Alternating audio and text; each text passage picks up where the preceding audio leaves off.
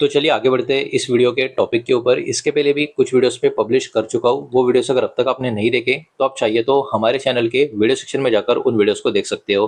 तो देखिए, जैसे कि आप देख सकते हो, स्टॉक का नाम तो स्क्रीन के ऊपर आपको नजर आ ही रहा है, गेटवे इंडस्ट्री पार्क्स लिमिटेड। इस कंपनी के बारे में यहाँ पर हम डिस्कशन करने वाले हैं, बिकॉज इस कंपनी के बारे में एक रिपोर्ट मार्केट में अभी फ्लोट हो रही है और रिपोर्ट पॉजिटिव है, तो उसके कारण स्टॉक के ऊपर बाजार का फोकस यहाँ पर बना रह सकता है। स्टॉक का जो अभी का प्राइसिंग है 55 रुपीज के आसपास का नजर आएगा। हल्की सी गिरावट प्रीवियस ट्रेडिंग डे में इस स्टॉक में यहाँ पर हमको देखने को मिल चुकी है। अब डायरेक्टली इसका जितना लॉन्ग टर्म का पैटर्न अवेलेबल है उतना लॉन्ग टर्म का पैटर्न सबसे पहले हम देखने की कोशिश करेंगे। तो जैसे कि आप देख सकते हो स्क्रीन के ऊपर स्टॉक का लॉन्ग टर्म का पैटर्न यहाँ पर मैंने ओपन कर दिया, और लॉन्ग टर्म का पैटर्न सिंपल सी बात है, दिखने में बिल्कुल भी प्रॉमिसिंग नजर नहीं आ रहा। स्टॉक का ऑल टाइम हाई का लेवल 120 130 रुपए के आसपास का नजर आ रहा है, और वहां से अभी के टाइम स्टॉक में काफी बड़ी गिरावट है। इवन स्टॉक का यहाँ पर आप देख सकते हो, मैं ईयर भी आपको दिखा देता हूँ। 2022 में स्टॉक का प्राइस 70 रुपीज के आसपास का था। उसके बाद भी स्टॉक में एक अच्छे खासी गिरावट आई थी, फिर काफी बड़ी तेजी होने के बाद कुछ समय स्टॉक इस जोन के आसपास टिका भी था। लेकिन यहाँ से गिरावट आने के बाद स्टॉक में बहुत ही बड़ी गिरावट कंटिन्यू होती हुई हमको यहाँ पर देखने को मिल रही है, और गिर गिर के स्टॉक अभी अपने ऑल टाइम लो जोन के आसपास आ रहा है। एक साल का लो छोड़ो, ऑल टाइम लो जोन में ये वाला शेयर अभी के टाइम आपको देखने को मिल रहा है।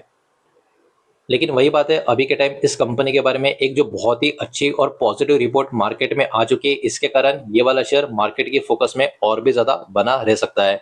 तो गेटवे इंडस्ट्री पार्क्स इस कंपनी की अगर हम बात करें, ये एक लॉजिस्टिक कंपनी की तरह इसको काउंट किया जाता है, और ये कंपनी मेनली ऑपरेट करती है रेल लॉजिस्टिक और जो कंटेनर का ट्रांसपोर्टेशन होता है उसमें। इस बात को यहाँ पर आप ध्यान में रखें। कंपनी इसके साथ साथ ऑपरेट करती है आईसीडीज, यानी जो इनलैंड कंटेनर डेपो होते हैं, इसमें भी कंपनी का ऑपरेशंस आपको देखने को मिलेगा।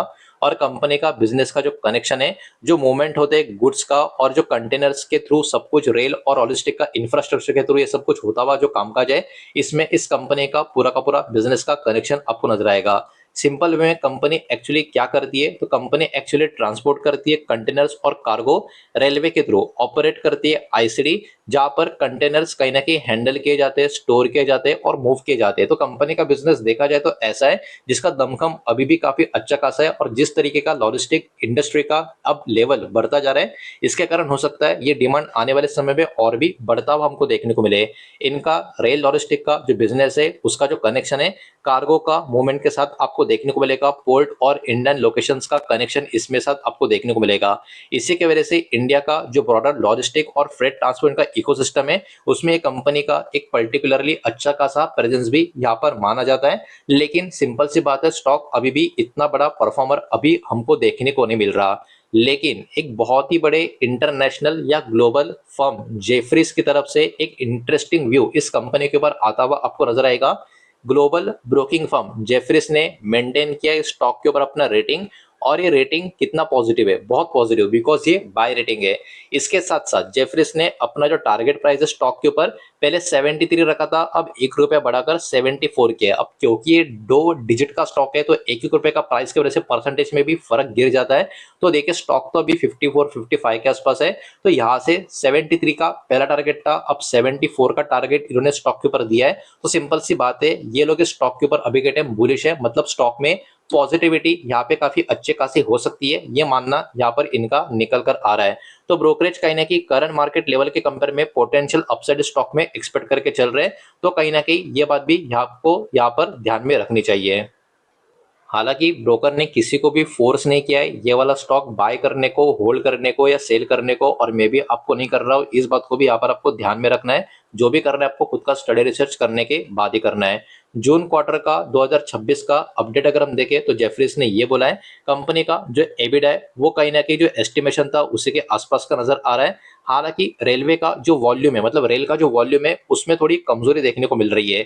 इसका मतलब कंपनी का जो ऑपरेटिंग परफॉर्मेंस है वो कहीं ना कहीं इन लाइन आपको देखने को मिलेगा ब्रॉड लेवल पे अगर आप देखोगे तो, और जो ब्रोकरेज का एक्सपेक्टेशन था उसके हिसाब से ही देखने को मिलेगा। और रेल कार्गो का वॉल्यूम कहीं ना कहीं अभी भी इस कंपनी के लिए चिंता का विषय बना हुआ है। अब यहाँ पर इंपॉर्टेंट ग्रोथ के ड्राइवर्स की बात करें जो जेफरीज ने यहाँ पर मेंशन करके रखे हैं, उसमें कैपेसिटी का एक्सपेंशन का मेंशन इन्होंने किया है। एडिशनल कैपेसिटी कहीं ना कहीं कंपनी को अलाउ करेगा और भी ज्यादा कार्गो हैंडल करने के लिए। और जो प्रोजेक्ट का एक्सपांशन है वो भी और भी बिजनेस का वॉल्यूम आने वाले समय में बढ़ाने के लिए भी मदद कर सकता है। तो ये पर्टिकुलर पॉइंट यहाँ पर इस आप कह सकते हो फर्म ने, ब्रोकर ने जो मेंशन किया, इसके कारण भी ये वाली कंपनी के ऊपर ये कहीं ना कहीं पॉजिटिव नजर आ रहे हैं।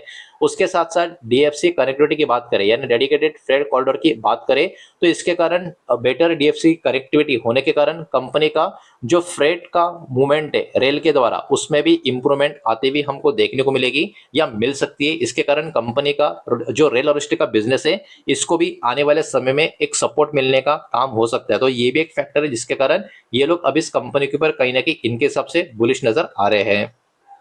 इसके साथ साथ एक और काफी बड़ी डेवलपमेंट इस कंपनी में ये हो रही है कि इनका इंदौर का जो आईसीडी प्रोजेक्ट है इसके ऊपर बहुत बड़ा फोकस यहाँ पर बाजार का बना हुआ है। बिकॉज इस कंपनी का एक डेवलपमेंट मतलब डेवलप कर रहे हैं लोग अपना प्रोजेक्ट इंदौर में, आईसीडी प्रोजेक्ट इसको बोला जाता है। और इसका जो प्लांट कैपेसिटी है वो 1,20,000 टीयूस के आसपास का आपको देखने को मिल रहा है। कंपनी का मैनेजमेंट ने यह बोला है कि इसका जो टारगेट है कंप्लीट करने का 2028 तक इस प्रोजेक्ट का। और जेफरिस का इस प्रोजेक्ट के बारे में यही मानना है कि ये जो नया कैपेसिटी ऐड होगा इसके कारण डीएफसी कनेक्टिविटी इनका बेटर होगा और कहीं ना कहीं रेल वॉल्यूम्स भी इनको और भी ज्यादा यहाँ पर बढ़ाने के लिए मदद मिलेगी। तो कहीं ना कहीं ये वाला प्रोजेक्ट इस कंपनी के लिए काफी अच्छा और काफी बड़ा यहाँ पर माना जा रहा है। और इसी के कारण एबिडा का एस्टिमेट जो इस ब्रोकर की तरफ से देखने को मिल रहा है वो भी काफी पॉजिटिव देखने को मिलेगा। फाइनेंशियल 2026 का एबिडा एस्टिमेट 480 करोड़ के आसपास का है, उसके अगले साल का 520 करोड़ के आसपास का, फिर 590 करोड़ के थोड़ा ऊपर, और उसके बाद 644 करोड़ के आसपास का 2029 फाइनेंशियल का एस्टिमेशन यहाँ पर निकाला है इस ब्रोकर का। ये बात यहाँ पर आप ध्यान में रखें। अब चलिए थोड़ा सा आगे बढ़ते कंपनी का और भी कुछ डेटा देखने की यहाँ पर हम कोशिश करते हैं, लेकिन आगे बढ़ने से पहले वीडियो को लाइक कर देना, वीडियो को शेयर कर देना। पहली बार चैनल पर आ चुके हो तो चैनल को भी सब्सक्राइब जरूर कर देना। कंपनी का मार्केट कैप कितना है? 2740 करोड़ के आसपास का, मतलब है तो एक स्मॉल कैप कंपनी, ये बात यहाँ पर आप ध्यान में रखें। स्टॉक का पी 11 के करीब आपको नजर आएगा और इसके सामने इंडस्ट्री का पी अगर हम देखें 26 के करीब आपको देखने को मिल रहा है। मतलब जितना इंडस्ट्री का डिमांड अभी के टाइम बना हुआ है, स्टॉक का डिमांड तो इंडस्ट्री से काफी ज्यादा नीचे की तरफ देखने को मिल रहा है और स्टॉक भी अभी ऑल टाइम लो के आसपास चल रहा है। और तब ये पॉजिटिव खबर, पॉजिटिव रिपोर्ट इस कंपनी के बारे में मार्केट में आते भी हमको देखने को मिल रही है। और यही रीजन है स्टॉक में कहीं ना कहीं बाजार की बहुत ज्यादा फोकस बनी रह सकती है। फेस वैल्यू भी 10 का देखने को मिल रहा है। भविष्य में अगर कभी स्टॉक स्प्लिट हो गया तो स्प्लिट भी काफी अच्छा खासा हो सकता है। प्लेज परसेंटेज 0 है, मतलब कंपनी के प्रमोटर ने अपना कोई भी शेयर गिरवी रखा नहीं है। डेप्ट टू इक्विटी भी 0.28 है, मतलब कर्जा भी काफी कम है, मैनेजेबल ऐसा मान के चल सकते हैं।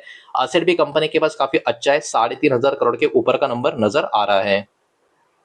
अब चलिए आगे बढ़ते चेक कर लेते हैं इस कंपनी का प्रॉफिट एंड लॉस का स्टेटमेंट कैसा देखने को मिल रहा है। तो यहाँ पर जो भी नंबर होंगे, नंबर करोड़ में होंगे और कंसोलिडेटेड फिगर्स यहाँ पर हम चेक करने वाले हैं। इस बात को यहाँ पर आप ध्यान में रखें। पिछले कुछ सालों का डेटा यहाँ पर जो स्क्रीन के ऊपर हमको दिखेगा उसको कवर करेंगे। तो पिछले 4 या 5 फाइनेंशियल का डेटा नजर आ रहा है, उसको हम चेक कर लेते हैं। तो 4 साल पहले कंपनी का नेट प्रॉफिट कितना था? 242 करोड़ का, उसके बाद हो गया 258 करोड़, उसके बाद हो गया 374 करोड़, और पिछला फाइनेंशियल कंपनी का जो प्रॉफिट है 260 करोड़ के आसपास का है। एक बात अच्छी ये है कि कंपनी लॉस में नहीं है, लेकिन कंपनी का प्रॉफिट जो पहले 3 साल लगातार ऊपर की तरफ जा रहा था, पिछला फाइनेंशियल थोड़ा सा नीचे की तरफ आ चुका है, लेकिन नंबर्स बिल्कुल भी खराब नहीं है। नंबर्स एक्चुअली काफी अच्छे खासे यहाँ पर हमको देखने को मिल रहे हैं। स्टॉक में बीच में जो काफी बड़ा स्विंग आया था उसके बाद जो करेक्शन हमको देखने को मिला है वो कहीं ना कहीं वैल्यूएशन इशू का करेक्शन भी आप इसको बोल सकते हो, लेकिन कंपनी के नंबर्स में तो काफी अच्छा खासा आप कह सकते हो दमकम भी देखने को मिल रहा है। बढ़ते आगे चेक कर लेते हैं इस कंपनी का शेयर होल्डिंग पैटर्न कैसा देखने को मिल रहा है। जून 2026 का लेटेस्ट पैटर्न यहाँ पर मौजूद है। और प्रमोटर की होल्डिंग की बात करें तो प्रमोटर का होल्डिंग 34% के करीब का आपको नजर आएगा। एफएस की होल्डिंग अराउंड 7% के करीब की है। पिछले कुछ समय से एफएस स्टॉक में लगातार बाइंग करते हुए आपको देखने को मिलेंगे। धीरे धीरे एफएस का स्टेक ऊपर की तरफ जा रहा है, लेकिन डीएस का स्टेक धीरे धीरे नीचे की तरफ आ रहा है। तो डीएस का स्टेक धीरे धीरे नीचे की तरफ आ रहा है, उसमें थोड़ा सा क्वांटिटी एफएस की तरफ जा रहा है, लेकिन बहुत नहीं जा रहा। ये बात भी हमको यहाँ पर देखने को मिल रही है। पब्लिक होल्डिंग भी पिछले कुछ क्वार्टर से लगातार इंक्रीज होता हुआ देखने को मिल रहा है। तो देखा जाए तो इस कंपनी का जो शेयर होल्डिंग पैटर्न है दिखने में थोड़ा खराब दिख सकता है, लेकिन एक्चुअली ये खराब पैटर्न नहीं है, अच्छा पैटर्न है। ऐसा मैं क्यों बोल रहा हूँ? बिकॉज पब्लिक के पास अभी भी 27% का स्टेक आपको नजर आएगा। इसका मतलब क्या? इसका मतलब 72% से लेके 73% का बड़ा स्टेक 3 बड़े प्लेयर्स प्रमोटर, एफएस और डीएस के पास ही है। ये बात भी हमको यहाँ पर समझ में आ जाती है। तो देखा जाए तो शेयर होल्डिंग पैटर्न बिल्कुल बुरा नहीं है। शेयर होल्डिंग पैटर्न एक्चुअली काफी अच्छा खासा पैटर्न हम मान के चल सकते हैं, लेकिन हाँ प्रमोटर की होल्डिंग थोड़ी कम यहाँ पर देखने को मिल रही है, लेकिन उसके सामने एफएस डीएस का स्टेक भी अभी भी काफी अच्छा देखने को मिल रहा है। तो यही सारा डेटा इस वीडियो के माध्यम से आपके सामने प्रेजेंट करना था। जो भी डेटा मैंने आपके सामने प्रेजेंट किया है सब कुछ एजुकेशनल, इन्फॉर्मेशनल, न्यूज़ पर्पस के हिसाब से ही है। किसी भी तरीके का इन्वेस्टमेंट का एडवाइस या स्टॉक का रिकमेंडेशन मैं आपको दे रहा नहीं हूँ, ना ही मैंने आपको दिया है। इस बात को भी यहाँ पर आप ध्यान में रखें। उम्मीद करता हूँ वीडियो समझ आया होगा, पसंद आया होगा तो वीडियो को लाइक करें, दोस्तों शेयर करें। पहली बार चैनल पर आ चुके हो तो सब्सक्राइब भी कर देना, और कोई भी स्टॉक में निवेश करने से पहले खुद की स्टडी रिसर्च जरूर करें, फाइनेंशियल की सलाह जरूर ले। मिलते हैं नेक्स्ट वीडियो में, धन्यवाद।